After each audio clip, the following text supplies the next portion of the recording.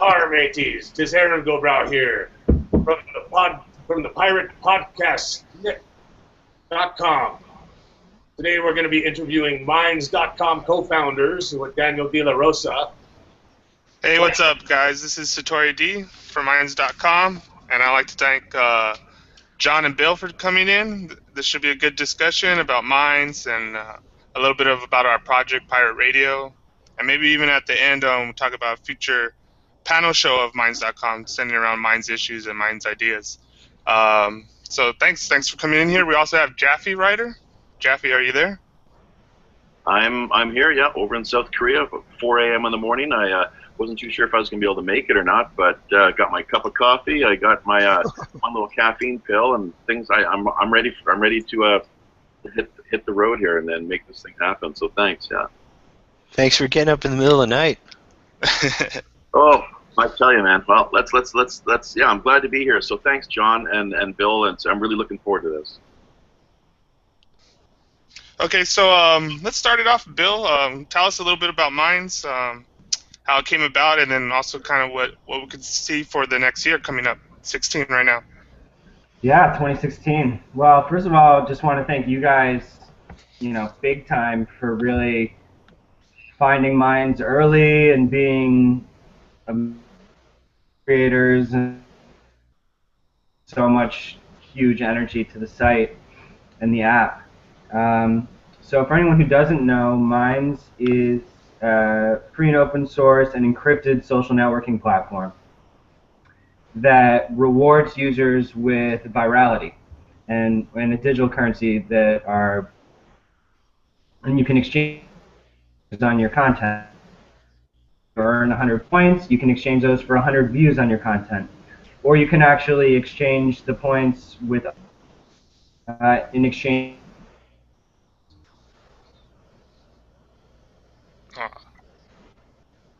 Oh, I think he's talking about booster points. That's the whole booster point feature that Minds has to offer. John, can you pick up on that? Are you still there? You can follow up and elaborate. All right, I think we're having a little internet connection problem with Bill. John, we need to boost Bill's bandwidth. Can you hear me? Okay. Yeah, we can hear you good. We can hear you. Yep. Stage is all yours. All right, John, can you tell me a little bit more? Okay, I'll try to fill in. I was listening to Bill's audio breakup, so I think I can try to fill in what he was saying. So we're an open source and encrypted social network, and we thought, first of all, the question is like, why are you different than Facebook? Why doesn't anybody care? And there's a few reasons. The first is that we're open source and encrypted. Open source, what that does is provide transparency. You guys get my audio okay?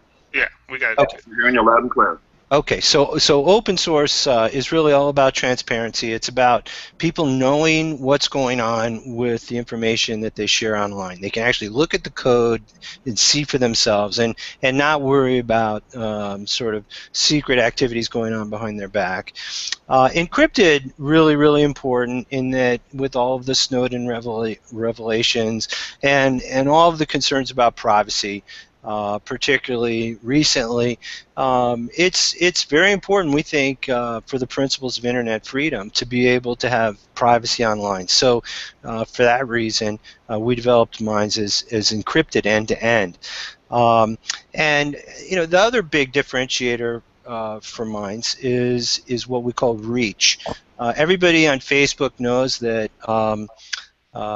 reach is the big challenge. Sometimes you might have 100 friends and you do a post and all of a sudden none of your friends ever saw that post and you're wondering what happened. And the reason is because the organic reach of Facebook is below, it's just percents, 1 or 2% of the people that subscribe to a page actually see a post, and that's because Facebook's model is to filter reach. So what we decided to do is the opposite, which is to create a booster for reach. So on Minds, 100% of your fans will see all of your posts, and also, or not your fans, your subscribers will see all of your posts, and also you can boost beyond that for as many impressions as you want. So instead of having that challenge of filtering reach, Minds offers a value proposition of guaranteeing reach to people. And then the final thing, which is very important to the vision that Bill's put out there, is monetization. And this is one of the key elements of the beta release, is that we believe that people should be rewarded for their efforts online, and so we started that with a point system, and we're following it up with the ability to be rewarded for your efforts online through what's called Boost Pro, which is the ability for one user to actually pay cash to another user in order to share content. And we're going to be rolling that out over the next month or so, as a peer-to-peer ad network, which is really the first of its kind, to put the users in control of the advertising business that's happening on social media and really eliminate the middleman. Which is why on the homepage of Minds it says your social network. So those are the key differentiators: the open source, the encrypted, the reach model, and also the monetization, so that everybody using Minds feels like they have an opportunity to really make some money for their efforts online. Is that kind of like that social currency they're talking about? A lot of the social networks talk about the social currency with followers and reach of their posts. You're saying you put it into a point system where I can earn more points to actually get more exposure on the network. Is that am I hearing you right there? No. Are you back on, Bill? Can they hear you? Yeah, I'm back. Okay. Yeah, so yeah, that's exactly what it is. So, on a lot of people are actually finding it easier to gain a following initially on Minds than even other big social networks like Instagram and Facebook and Twitter, because you actually have an opportunity to have your content distributed to the whole network. So it just doesn't exist on the other platforms. So you could end up having 10 subscribers on Instagram for forever, because there's just no real way that anybody can find you unless you're a well-known figure and already have a huge network. So this tool really allows anybody to be heard, which is sort of the democratization of social media. Definitely, I saw that too, Satori, with my kind of posting and doing blogs versus I would be kind of passive when I was doing it on Facebook because I got maybe a few people interested, definitely not really any comments. And then when I started using Minds, I noticed that eventually as I got more writing out there and connected with more people personally, that I got my reach boosting up. And that never happened on Facebook. And so I kind of like that aspect of when I put up some of my original content on Minds for my own personal experience. Yeah, I mean, and if you think about what that means in terms of scale, I mean, so right now we're not even close to as big as these, the top 10 major social networks, but we are growing very fast. And if you can get better reach now on Minds than Facebook, think about what that means when we grow by orders of magnitude. I mean, it's incredible that, I mean, I have the same experience. I get better reach now on Minds than Facebook on my channel. Mm-hmm. So it's really something significant that we've figured out a way to give people this kind of exposure so early on with such a tight network. It's going to be interesting when the Minds user base gets 10 times as big as it is today. It's going to be interesting what happens to the boost, and as the boost gets bigger and bigger and bigger, it's going to be interesting to see how people use the site. Definitely. Hey, John. Hey, Bill. I was wondering, are you guys going to be doing like a regular update or podcast, something similar to today, to let the Minds group and some of the other groups know about as these things develop on the website? Well, I did a post just the other day, maybe you saw, and I was thanking people and the Minds artists for all of the sort of ad hoc, organic uh, marketing that's been going on. We're running very tight on our budgets right now. Really, all of our finances are going into supporting infrastructure and things like this, and we really don't have a marketing budget per se. So the work that everyone's been doing to promote Minds and the spreading the word, that's really the only thing that's out there right now, and it's really the only thing that we have planned right now. So if you guys or others want to do podcasts or things like that, Bill and I are more than willing to make ourselves available. But right now we're really just focused on engineering issues, getting the beta properly deployed, and then pushing that into production. And then once Minds gets into a production mode, then our attention will probably shift to the marketing side. But we could be a very large site by then, based on what's happening so far.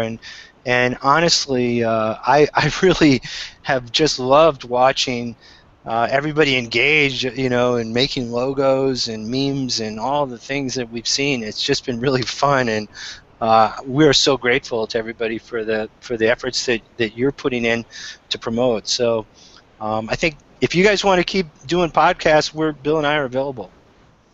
All right, thank you very much. Thank you very much.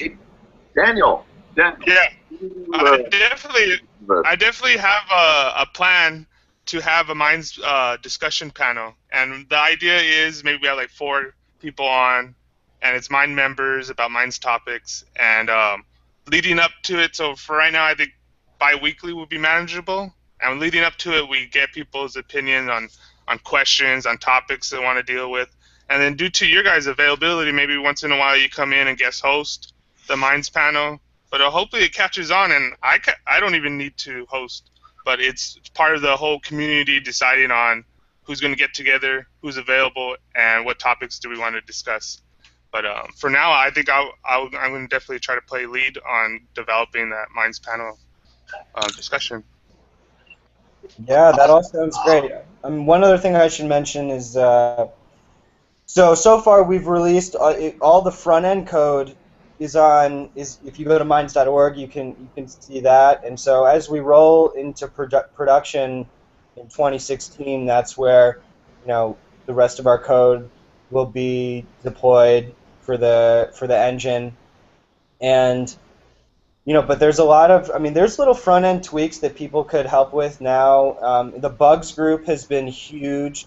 Yeah. So, really, we put a little bug icon on the top bar of the site on the web app, not on the mobile app. But, just sort of owning the fact that, look, this is beta, and it's a really powerful platform. We completely rewrote the whole thing. I'm sure you guys can tell how much faster it is than when we launched in June. But there's still some bugs, and it's Minds. It's all of us together. We're all co-creating this. So people helping there, posting screenshots, as much granular information as you can about all the bugs helps us so much move faster. Yeah, there was probably, I don't have the exact statistics, but from that bug group and plus the other groups that were going on before that, there was literally hundreds and hundreds of not just bugs, but features and whatnot. And what kind of happened over the last 6 months or so since we launched the mobile app in June is this collaboration of literally hundreds of people saying, hey, what about this, what about that, what about this, that's actual work that goes and contributes to the end product of Minds.com being a better product. And so we really like the idea of everyone working together on this. And so things like the bug group is only the beginning of what we want to do in terms of really having everybody be a co-creator of Minds. And so people's ideas on features been built in. I mean, the last release had editing of comments and the block function. I mean, we originally didn't think we were going to put a block function in, but the feedback in the alpha team, was we got to do a block function. So stuff like that is really what everyone's contributing to, and so anything that Bill and I or Mark can do in terms of helping stimulate your guys' involvement, all you have to do is ask us, because you guys have really been a big part so far, and I don't think we could have possibly gotten this far without all that assistance. Yeah, absolutely. And the oh, I just had I was just going to say, Bill, if I can jump in just for a please. second, just the two things that come to mind here, just right off the top of my thinking is not really bugs so much as features that haven't come online yet, and that would be the hashtags and the group search function. Those two are really kind of those really jump out at me. There seem to be like so. But basically, the question is, when do you think those will be activated and online? Well, yeah, those are. I mean, actually, I hadn't heard that. It would be great. I was talking to Anonymity, I think, and a couple other users trying to create a priority list of what the users want the most. I think one good way to do it for now is to vote in the bugs group on. If we can get everybody to vote on the feature, maybe we should do actually in the feature request group. But so that the features with the most votes on them are the ones that we will actually do next. Hashtags, I completely agree, and searching groups, yes, those are important things. We need to prioritize, because all these things, we want to do a whole revamp on chat. We want to upgrade groups. We want to upgrade blogs. I mean, but if the structure of the site is really there now, so now it's just sort of polishing everything. And yeah, I mean, we're happy to come on and be involved as much as we can. I think one of the rare things about Minds that you won't find in other networks is this, what's happening here right now. I mean, you're not going to find the CEOs of all of the older social networks communicating like we do. I mean, we're all in it together, and we're here to be as transparent as possible. Definitely. Yes, Aaron, transparency is good to see what's going on behind the scenes. I was also wondering, Bill, John, could you tell me a little bit of the history behind Minds and like you're saying, one of the users' anonymity and with the security and everything to keep that users' private information. I don't like on Facebook that you can find out where I am or maybe get my phone number. Sure. Yeah, so, I mean, we're basically taking what a lot of the top social networks do wrong and doing the opposite. So, we share our code. They don't share their code. We encrypt sensitive information. So, emails, passwords, we don't even have access to that. Content of messages. We can't access your guys' messages, and we did that on purpose because we don't ever even want to be in a position where we could be forced to hand over people's messages. We wanted to engineer that problem out of our hands. And then, the right to have an anonymous account. So we totally are dedicated to privacy and the right to anonymity and encryption, and we want to expand on those features as well, because we know that the other social networks are collecting everybody's data, everybody's location. Literally, they are keylogging every character that you type in. They're watching where your mouse goes. They're watching where you go in all of your other browser tabs. Even if you're not on Facebook, they're following you all if just in your browser window. So it's really, really invasive, but their revenue model is dependent upon the surveillance, and it's also dependent upon limiting your reach. So they're sort of, they're making the money now, and they're, probably pretty happy about it, but everything that they're doing is totally disrespectful of their users, who are the people who, you know, could very well turn on them at any point. More Definitely. to the point, just along those lines there, Bill. One of the things I was really hoping to kind of maybe get more have addressed here is it was well known, widely advertised that Anonymous, whatever Anonymous actually is, that they were actually active, pretty proactive in the whole initial sort of launch of Minds. Could you just maybe talk to that a little bit? And secondly, with respect to this, well, what is the public image of Anonymous? Because I know there's a lot of people out there that they see them and they're a little intimidated by the masks and the whole attitude and the whole image and everything's kind of surrounding Anonymous. That's a great question. Anything that you could say or speak to that, so that to kind of put people's fears or worries at ease a little more, as far as saying, hey, basically making it clear, like, actually Anonymous are actually, they're kind of like the good guys here, not something to be kind of worried about. Yeah, I think, all right, so what happened is that some groups of Anonymous endorsed our launch. And Anonymous is not a group. It is thousands and thousands of groups. It has no central authority. No one makes decisions for Anonymous. So Anonymous is neither bad nor good. There are people who put on the Anonymous mask and do illegal things. There are people who put on the Anonymous mask and do incredibly great things.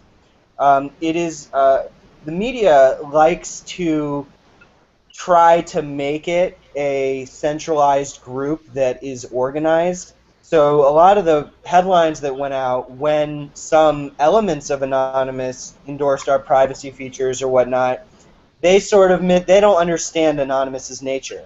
And so, if you go on Minds, you will find thousands and thousands of accounts that are anonymous, and they're using the Anonymous mask. And I don't know if you've ever seen V for Vendetta. It's a great movie. There's all sorts of interesting history around Anonymous, and the symbolism of it, and what that movement is about. But I think it's really just important to look at each case on its own. And even though that, I mean, anyone can come out and say that they're anonymous. And if that video goes viral, then the media is going to say, oh, this is what Anonymous is doing now. But that is just a random person who wanted to put on the Anonymous mask, and now they have suddenly branded Anonymous. And so that's what the world thinks Anonymous is. So it really has to do with the power of the individual to create Anonymous and how it's defined. It's really not possible to be defined, though. I think one of the key elements there, though, was that a foundation to privacy on the internet is the right to be anonymous, and so it's a real pillar of Minds that you create an account, and if you want to be completely anonymous, you may. In fact, we encourage it. So, and we encourage it because it keeps people free.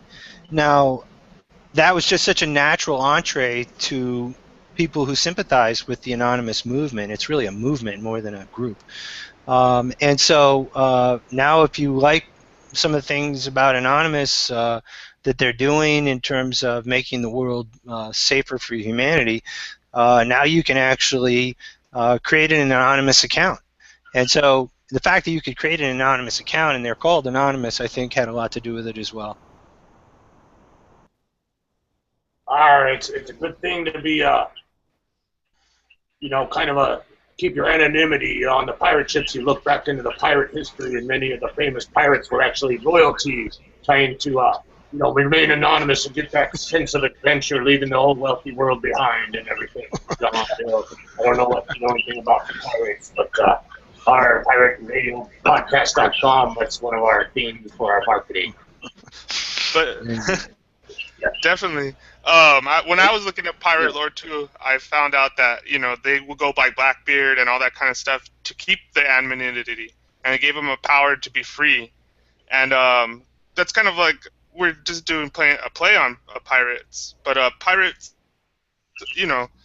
kind of survive, and that's what we're kind of doing with the digital seed. Remember, you're talking about researching the word, Daniel. What does that mean? Yeah, pirate actually. One of the root words is it's a Latin word, but it means to attempt to experience, and that's what we're trying to do, as far as attempt to experience something new on the frontier of the digital scene. And definitely, Minds is part of that. Part of that digital. There's a lot of things that I got exposed to on Minds and got into because of that exposure, like open source ecology, permaculture, and different things like that, which I think are all important about. I guess Bill was kind of touching on it, the open source. But I mean open source not just in programming, but open source as a philosophy and a way of going about doing your business, about doing your creativity, and so on and so forth. But maybe Bill, you could give us a couple of maybe open source software that we should be using.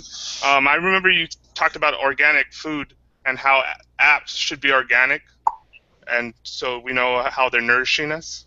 Absolutely, yeah, I completely agree with you. I mean, we talk about open source from more of a philosophical standpoint too. Mhm. I mean, in regards to the content, we allow Creative Commons options for licenses. That was actually one of our original missions, is to free the world's information. And so, open source applies to all layers. It applies to the software, it applies to the hardware, it applies to the content, it applies to, the ability to access the internet. It's access to information is what open source is really about. Whether it's the open source ecology, they're a cool organization doing, giving access to blueprints to build your own tractor and stuff like that. So that's all really interesting stuff. The piracy thing is funny because, we obviously don't endorse anything illegal happening on Minds. And we should get this going on a shortwave radio if you guys want to be, the real deal pirate radio for the next ones, because I don't know how the pirates would feel about being on a Google Hangout. Even though, I think the interesting thing about Google and Facebook is, they have designed these products actually very well. I mean, the Google Hangouts, Google's whole system, Facebook system, they're super well designed. But they are forcing us to essentially reinvent the wheel because they won't share the blueprints. And what we think is that the top social network needs to be open. It needs to share its blueprints. It needs to encourage innovation with its community. And, all the top social networks are proprietary. There's not a single open source one. If you look at the top 100 sites in the world, the only ones that are open source are Wikipedia, Reddit, and WordPress. That's it. 3 out of the top 100, and none of them are a social network. So that's definitely our mission. Nice. Sharing. That's part of the reason we were hoping to actually have a discussion here with. What happened there? I think we dropped audio. Yeah. Okay. So Here, that's definitely. I am. Oh, here we go. Jaffe, can you repeat that again? We got cut off.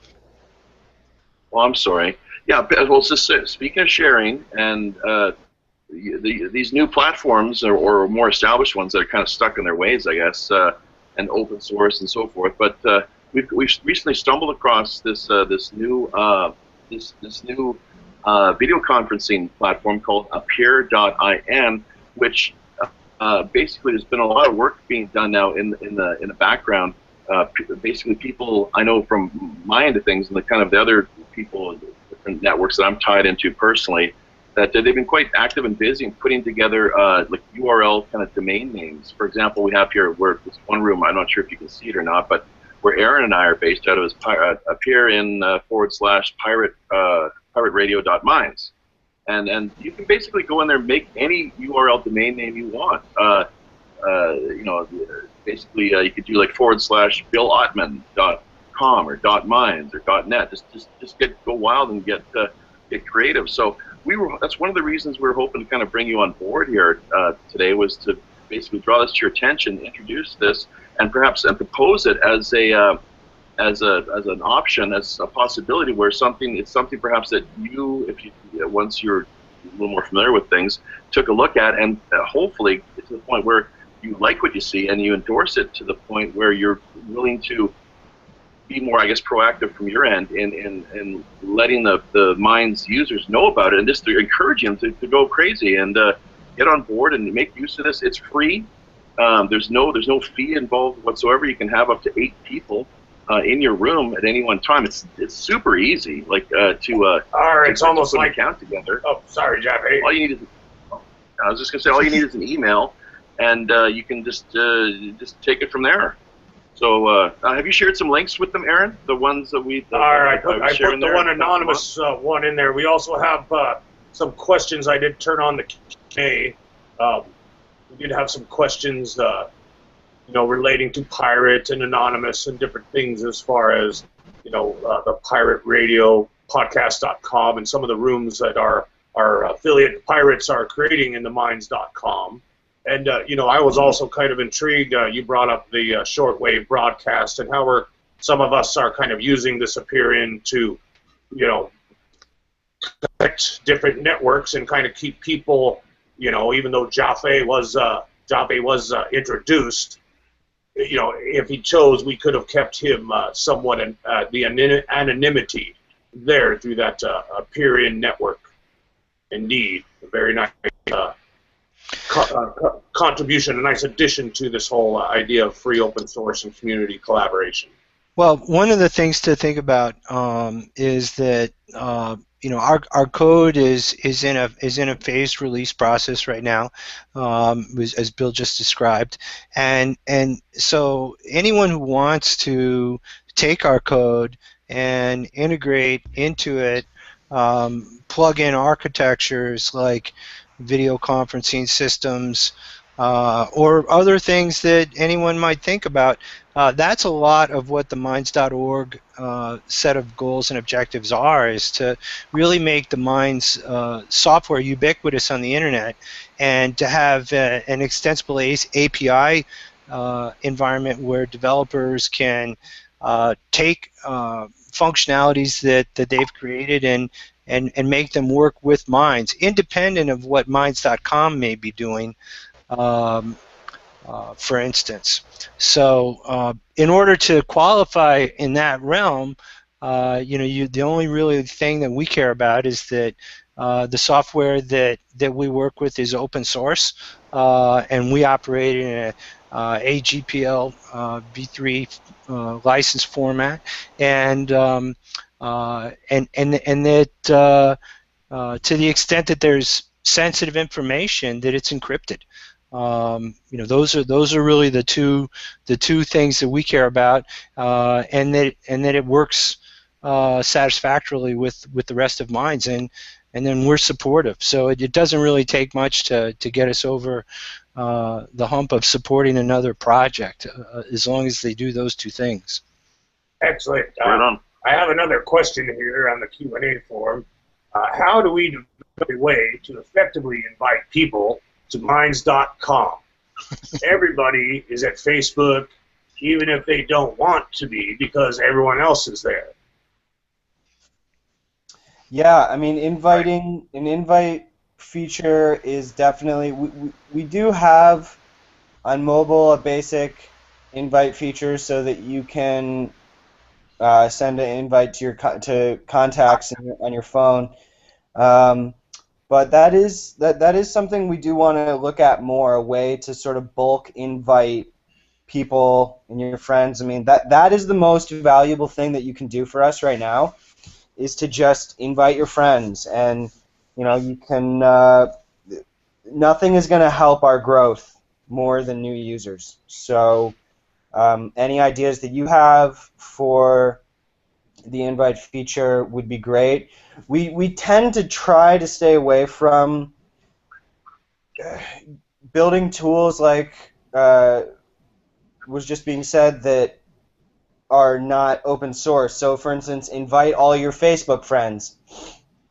We have to decide if that's something we want to build, because then we're sort of allowing Facebook's tentacles into our site just to build that feature. But at the same time, it could be useful and very effective. So we have to think about the best ways to do the invite.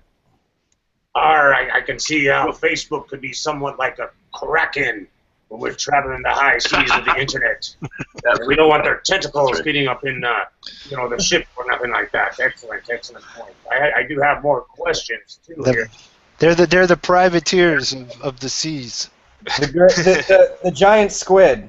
The kraken. Yeah. The Kraken. Hang on, before you go on, let me just get back to Bill there, because what he taught, that's kind of key. I got something here that I've been hoping to get out there and draw his attention. But I've been referring a lot of people to Minds just on my own, and what I've noticed though is that it seems that they can only when they do so through their hand phone, their smartphone, or I call them spy phones, but that's my my way of looking at it. That when they do it that way, only then have I been getting my referral, my bonus, my 100 bonus boost points. It seems when they're doing it through their computer, their laptop or their PC or whatever, that it's for some reason there's a bug there, some technical issue where it's like I'm not getting credited for my referral.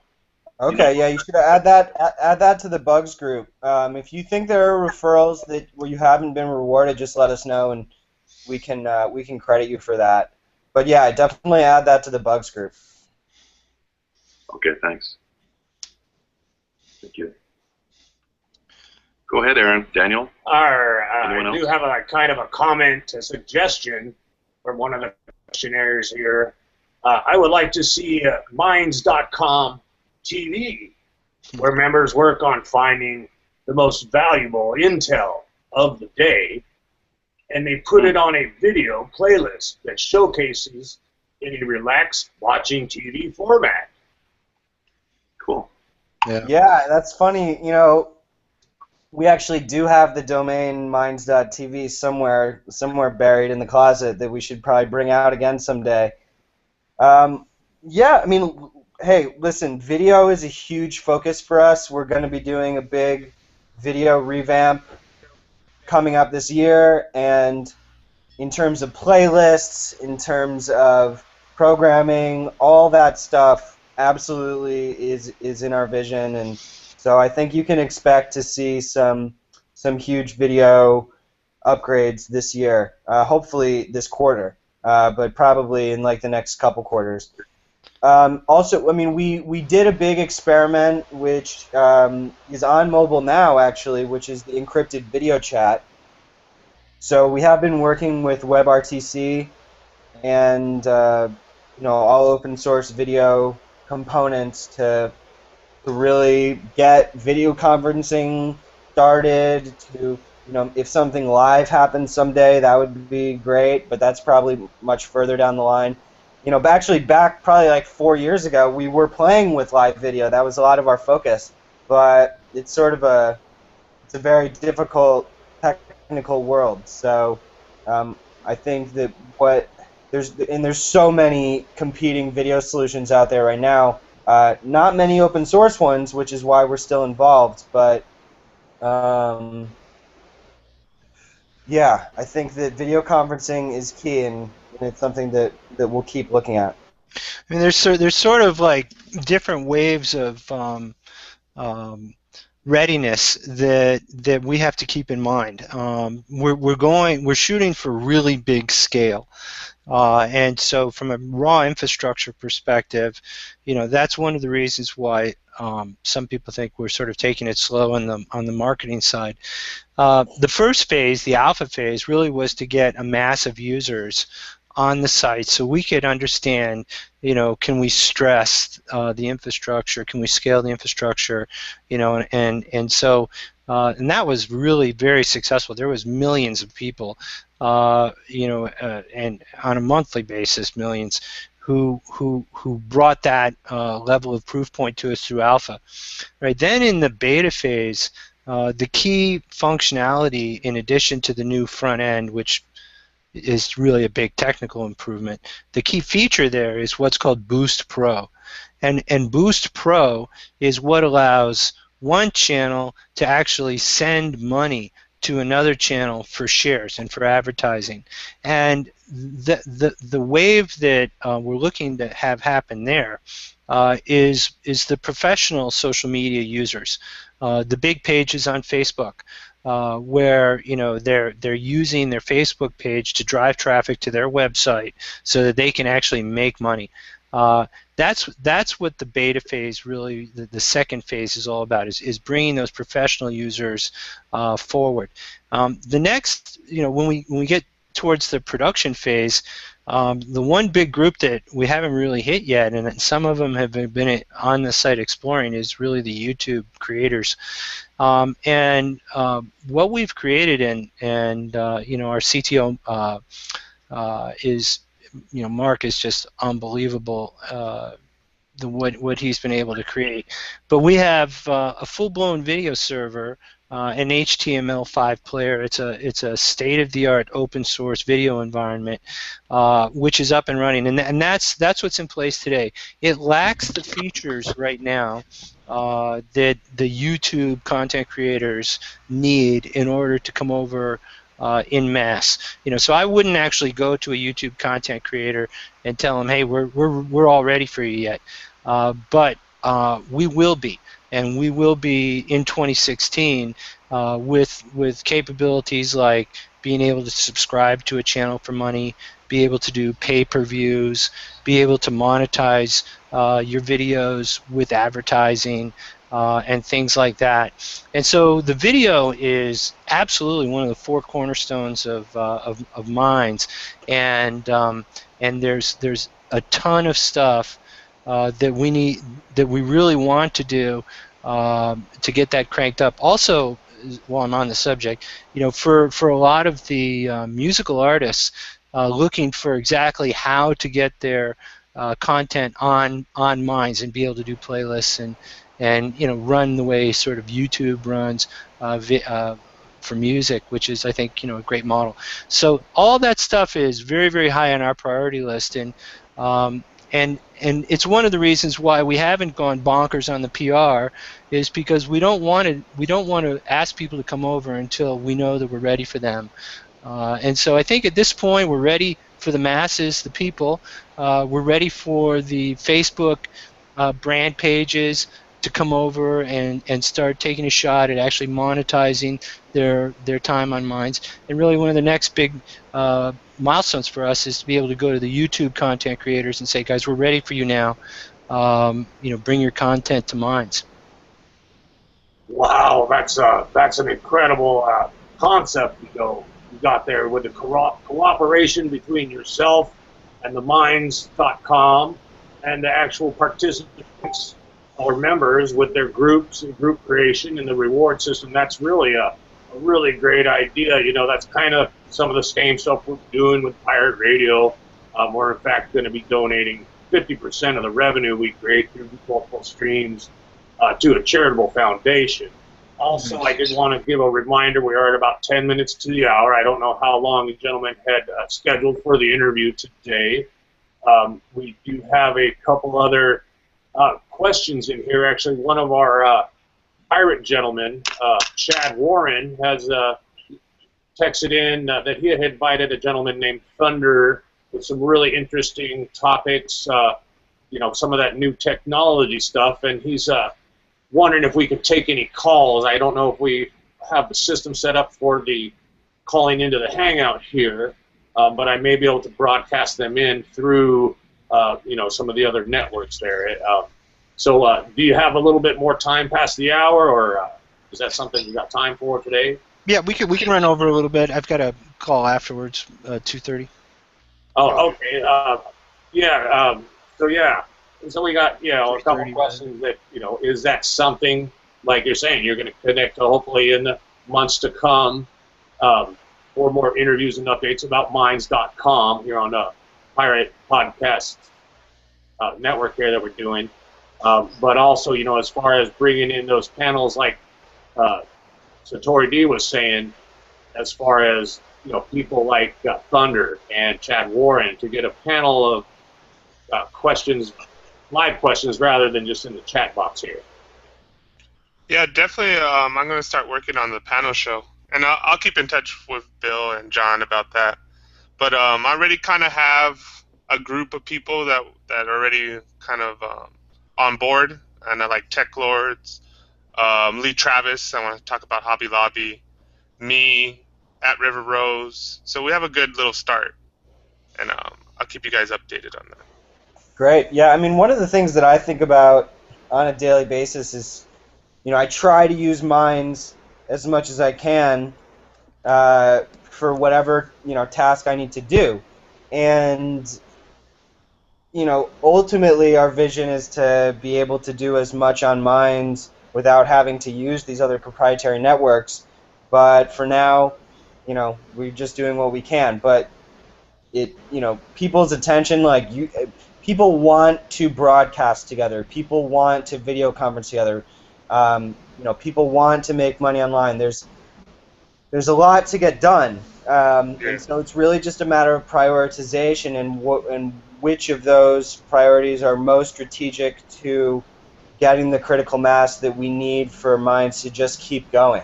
But I mean, ultimately, if you look at Facebook, Google, there's 100 apps within each of those companies.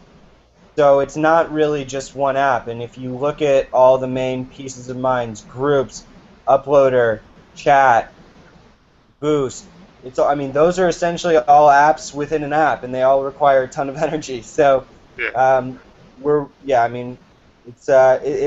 all coming. It's just a matter of what makes most sense right away.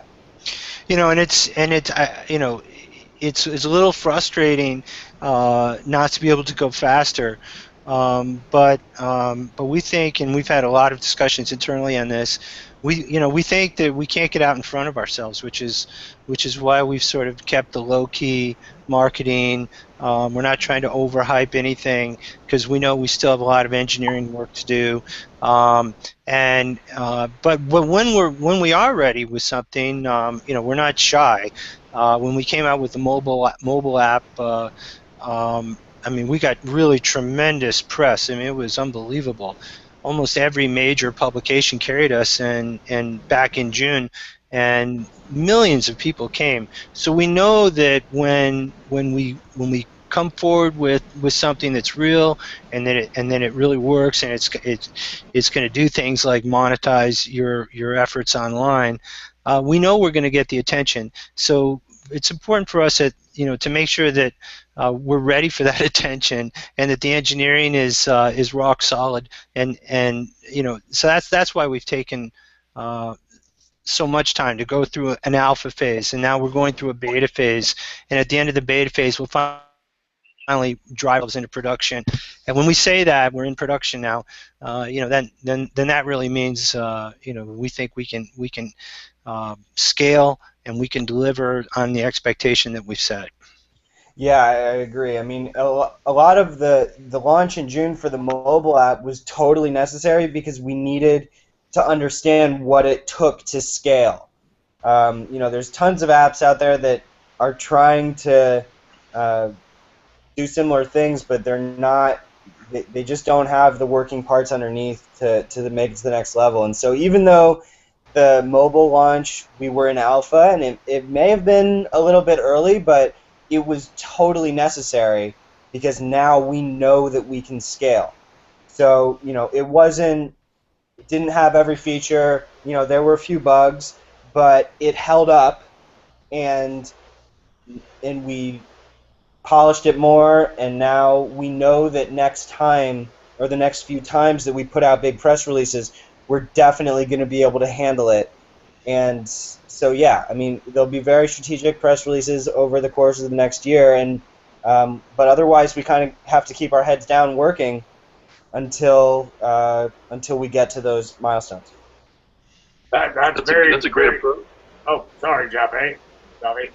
Oh, I was just going to quickly say, yeah, it's a great approach and a great way of tackling things, and because like you say, you don't want to get too far out ahead of yourself, and just end up in a position where you're not able to manage things effectively. It just gets too overpowering, and you get too overwhelmed and swamped, and essentially just kind of lose control of the evolution of your whole project overall. So yeah, I think it's something we could all definitely stand to learn from and take note of. So thank you for that drawing to our attention. That's especially with us with pirate radio and what we're working on basically putting together here.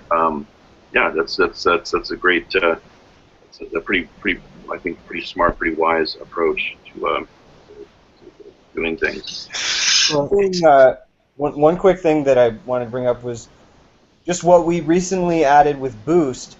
I mean, Boost is one of those things that has proven to be pretty much the most popular feature because it's that natural reward system. Anybody can come in and earn exposure and get subscribers and get people to interact with their content.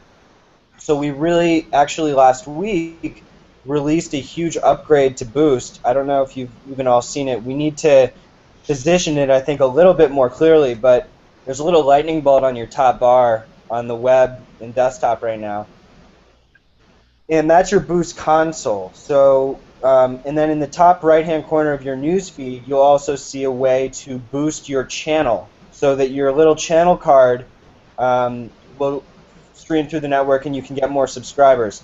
In the right column of your sidebar, you'll see usually 2 channel cards. On the top it says boosted content, which is an example of a new kind of boost, which is for boosting channels and also content. So now you'll see boost buttons on all the video pages, blog pages, and image pages.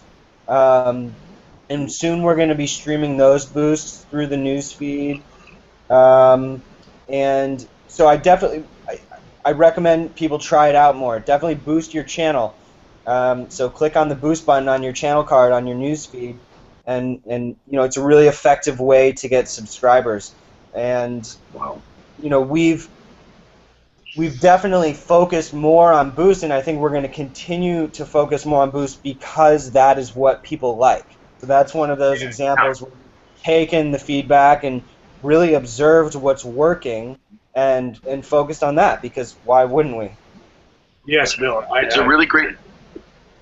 a great feature, and the alpha phase left me kind of puzzled, and I was scratching my head. Although I guess really Daniel was explaining the other day what it came down to is the fact that I don't have one of those smartphone, and it was only available through the app. So it's structured now and set up. It's great. It's like more widely accessible and very user friendly, very straightforward, and I love it. It's a lot of fun.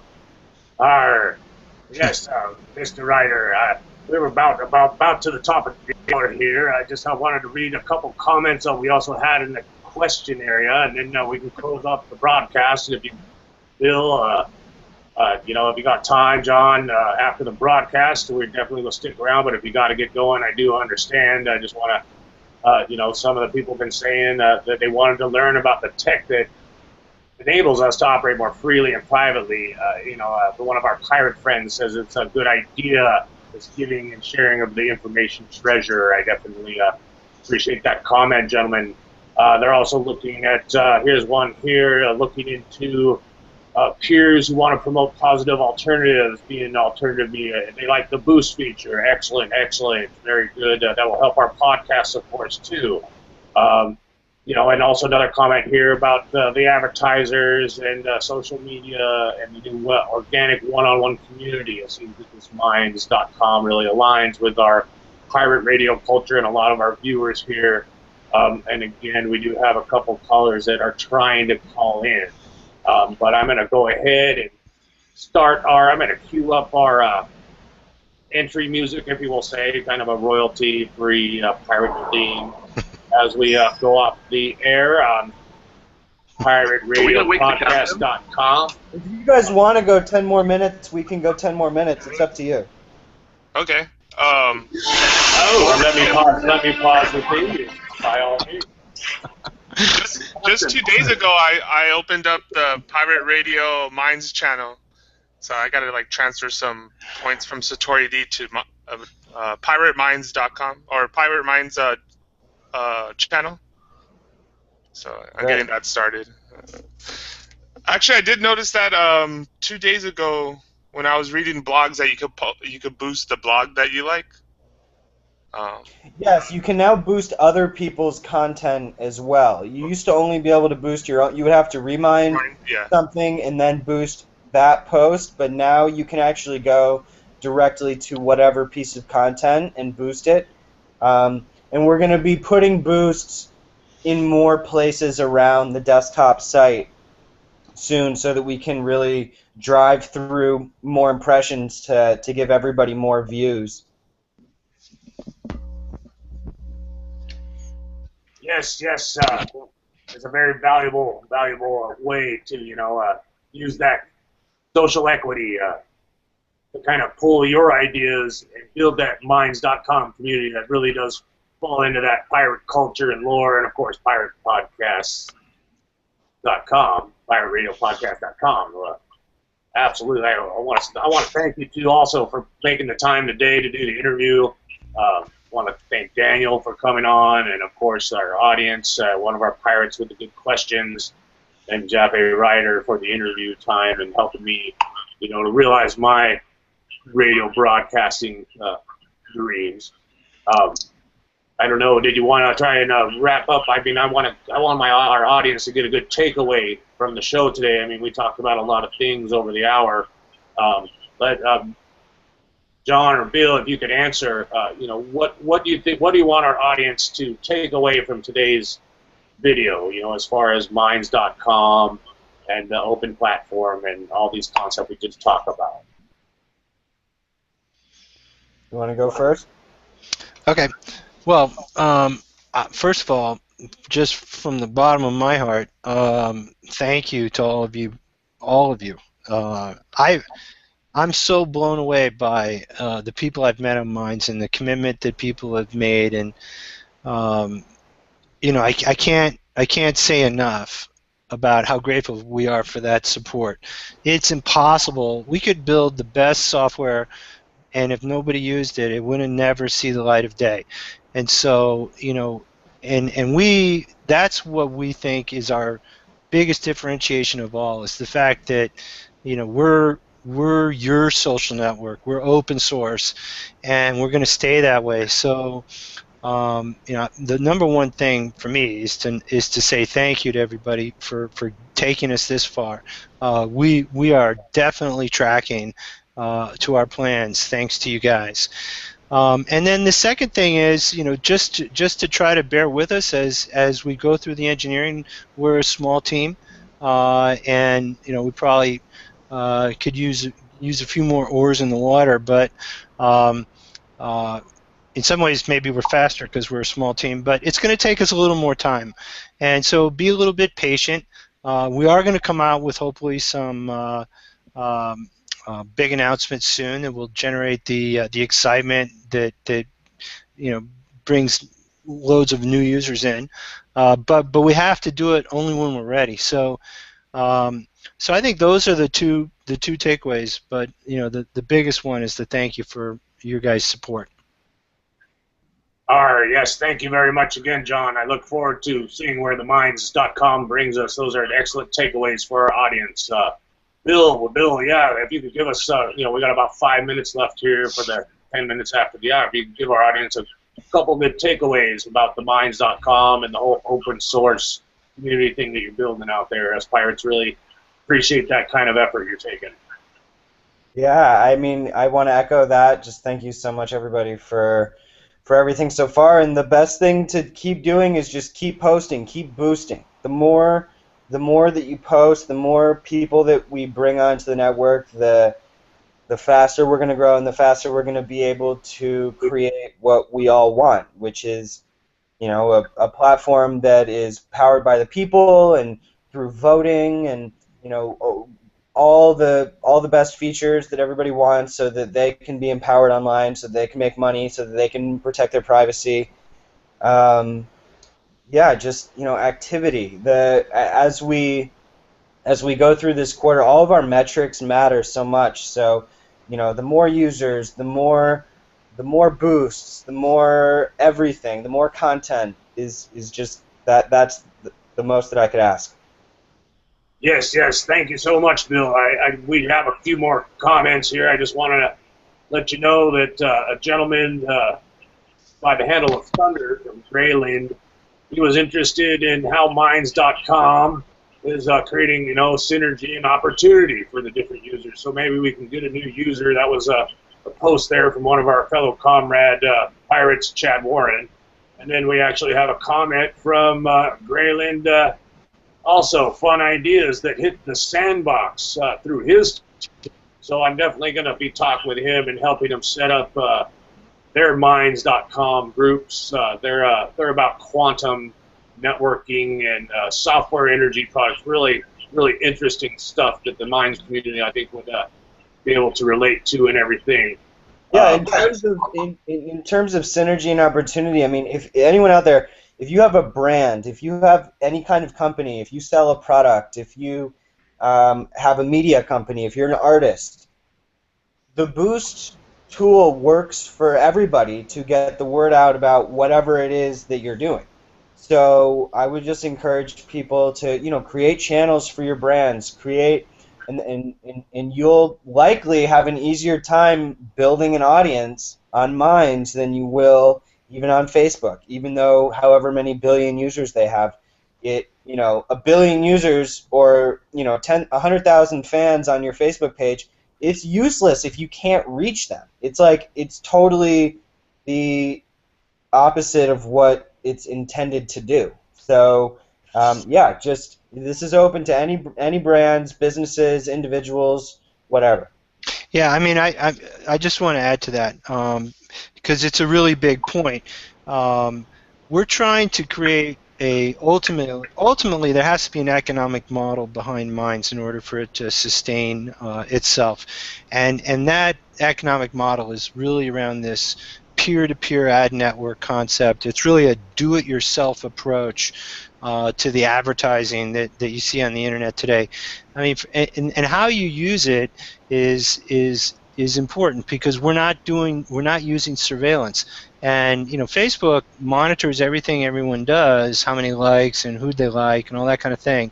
So they can tell an advertiser if you want to sell dog biscuits, here's the channels that are about dogs. So what we've done is put a situation in place where you can easily find out what channels are in what categories, and you can go directly to them and press your message. For instance, I mean, Satori D's hobby is consciousness. I know this from following him. Yeah. And if you have maybe a product to sell in that realm, and if you want to get the word out at Minds, maybe you've created some art or something, and you want people to see it. Maybe you want to sell it.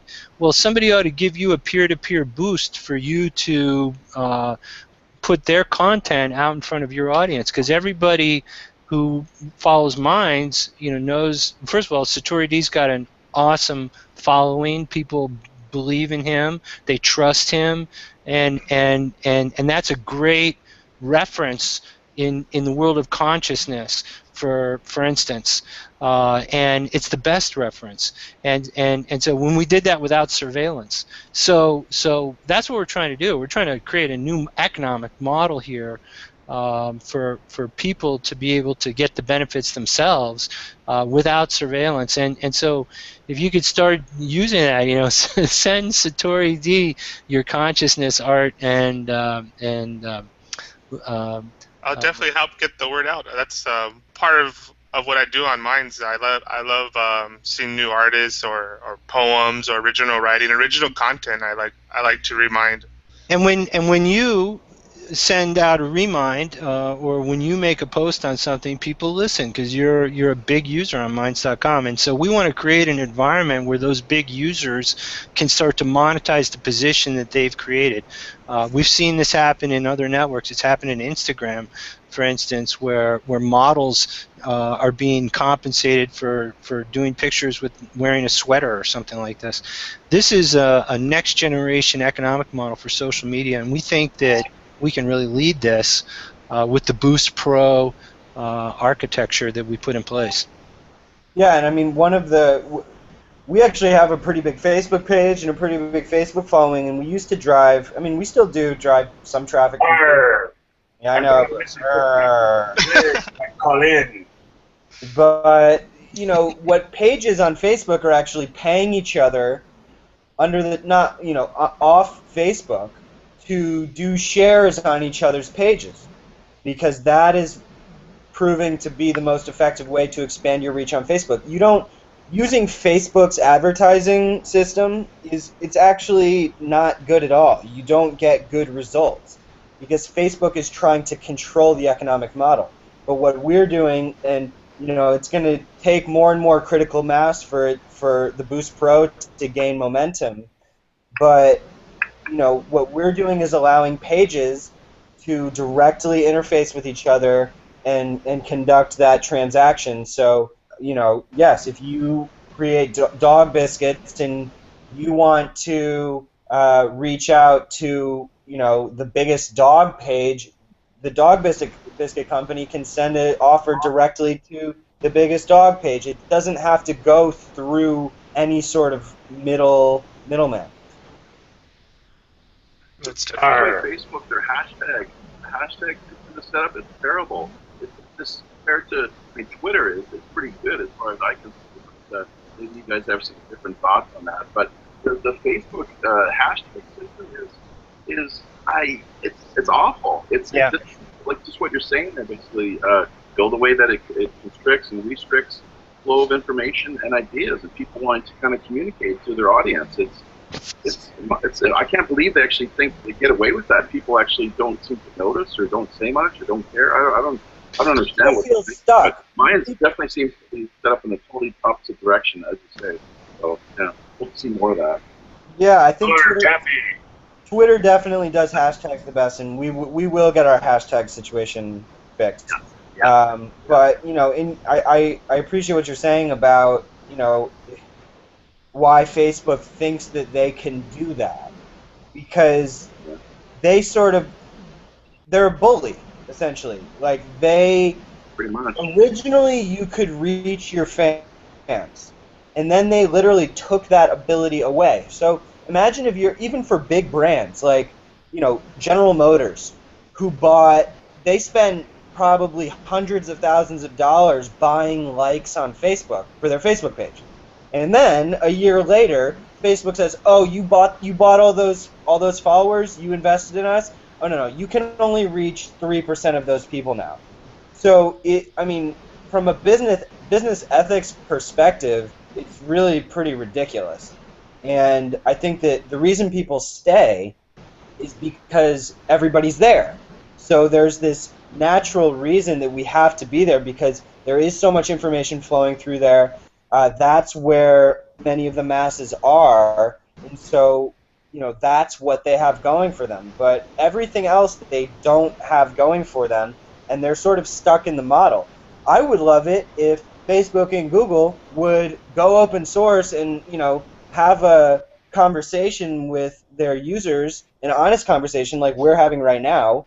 But they're afraid to do that because Yes. there's such a long list of horrendous issues that could get brought up to them that they just don't want to answer. Yeah, like the whole mood test that they did. Oh yeah, the psychological experiment on people's moods. Yeah.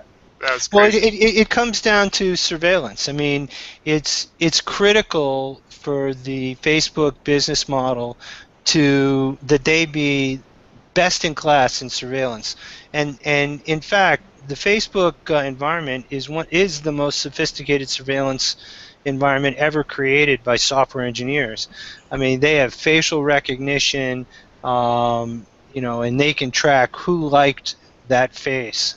So it's a big price that you pay, and there was a study at the University of Pennsylvania Annenberg School of Media, and the question that they asked was, what's the deal with that? I mean, do people really not care about their privacy? Do they really care about not being surveilled? And so the University of Pennsylvania did this survey, and they surveyed a lot of people, and the answers came back that in fact, over 90%, like 95% and 93% of all people care deeply about their privacy. And then the question is, well, then why do you sign up for these things? You just click the box and you give it all away. And the answer is it's despair. People are so accustomed to getting their privacy just taken away from them by the leverage that some of these large networks have, that they just do it, but it's not because they like it, they hate it. John, similar to the East India Trading Company and us pirates, another comment here, we all need to get better about learning enough intel about a subject, like why we should prefer an open source algorithm and encrypted chat, such as Minds.com offers. The internet gives us knowledge. We must defend ourselves from taking advantage of us, which is also good. I also I've got orders from the captain, Long John Sinclair. He's actually ready to call in, and he wants me to wind down the interview. I'm going to go ahead and play his dance music. Hopefully we can get him on the line as the music plays. Please hold for Captain Long John Sinclair. He's actually sleeping right now, but we've sent someone to go wake him up, so just have to sleep with the station. You don't have to wake anyone up. Wake up the captain. Oh, he might be cranky.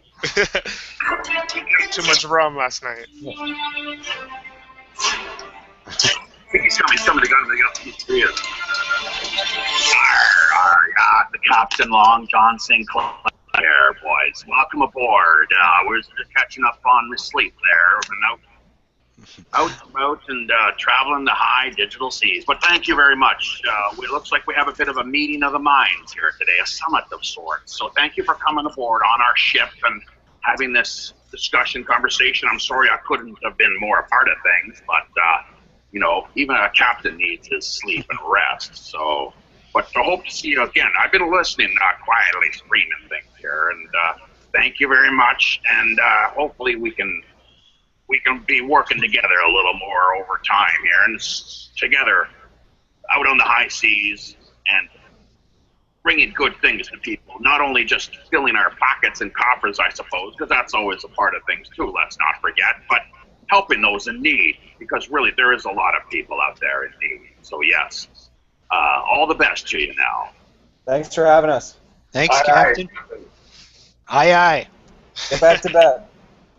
Thanks again, Daniel, for facilitating the meeting and interview with John and Bill, the founders there at Minds.com. I hope our video gets some new people in there, some creative thinkers, some leaders to network and coordinate. We did have Thunder here with his quantum technologies and everything. Maybe he could get a nice Minds group going, and some of us pirates can cross-promote, help them network on that. Do you have any final saying? We are 20 minutes past the hour, but I want to thank you again for being our guests. Look forward to future updates from Minds.com in the coming months. Just want to give you a chance to say a final thing before we close off the recording today. Thanks again. I think we've overstayed our welcome already. Yeah. I'm good. Thanks very much. Definitely get the word out. We wish you good weather on your voyage. On our voyages? Yeah. We'll stop by on Minds.com. Stay in the southern hemisphere this time of year. Thanks, guys. Take care. Thanks, guys. Bye. Thanks again for tuning in to PirateRadioPodcast.com. Today's interview with the co-founders of Minds.com was very eye-opening and some insightful stuff for all the viewers out there. Ahoy, mateys! And thanks again, Captain Long John Sinclair, for getting up from your nap and making an interview call. God bless. Safe voyage.